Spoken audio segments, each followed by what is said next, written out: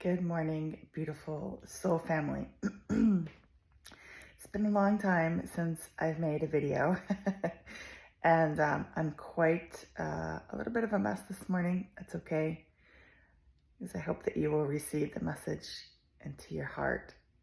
But I've been getting this message about joy and this pleasure energy.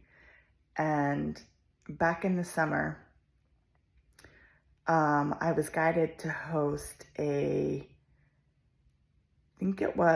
forget, it was like a 3-week or a 4-week program all around joy and how joy can transform our lives. The same as so many things can, love.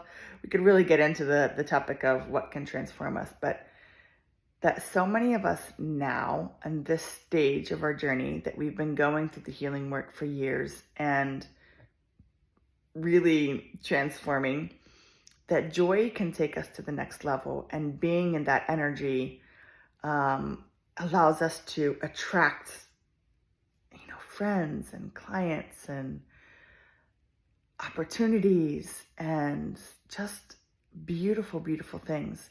So I was sitting here this morning and my kids just went off to school, and I really made a conscious decision to just sit and have my tea without getting on my phone, without thinking about my to-do list.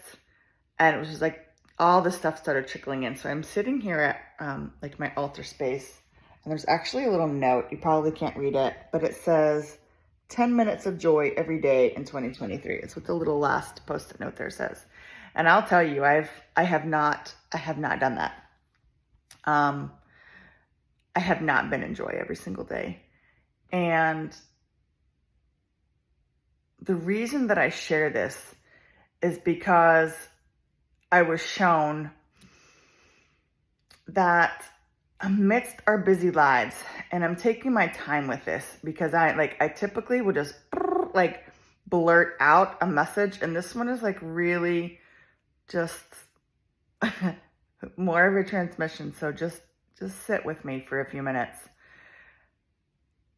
But this message of joy, and that if we take time each day, 5 minutes, 10 minutes, and literally create a joy bubble. This is what I was shown this morning, a joy bubble. And for me, what I really, really enjoy is to go sit on my back patio as the sun is rising, and the sun kind of comes up and kisses my face, and I have my cup of tea, and I just sit there. The birds are chirping. I see the trees. I see the grass. It's just really calming and soothing for my nervous system to be just in nature. But that does not mean that I don't have breakfast all over the table and a sink full of dishes and laundry that needs to be swapped from the washer to the dryer, and the grocery list that needs to be written out, or the meal plans that need to be prepped, or the doctor's appointments that have to be made, or the bills that need to be paid. All of my responsibilities as a human in the 3D world, they're still there. But it's about just disconnecting for a few minutes. I think we carry all of the to-dos with us so much that we really struggle to be in joy, in the frequency of joy, allowing it to flow through our bodies, because we're stuck on, God, we feel guilty about pausing or taking time out for ourselves. But I tell you, if you do this, just create this bubble and just ask everything that is required of you for the day, the week, the month that may be on your mind. Just ask it to step outside of your bubble. It can be waiting for you when you finish. It can be there and you start tackling what you do. But step out of that frequency. It's the same concept of disconnecting from the collective energy that is often so heavy that we feel, the heaviness in our body, or we feel sadness that's not ours, and we start taking on all these emotions because we're connected into the collective energy. So I intentionally disconnect at times so that I can really listen to the voice of my soul.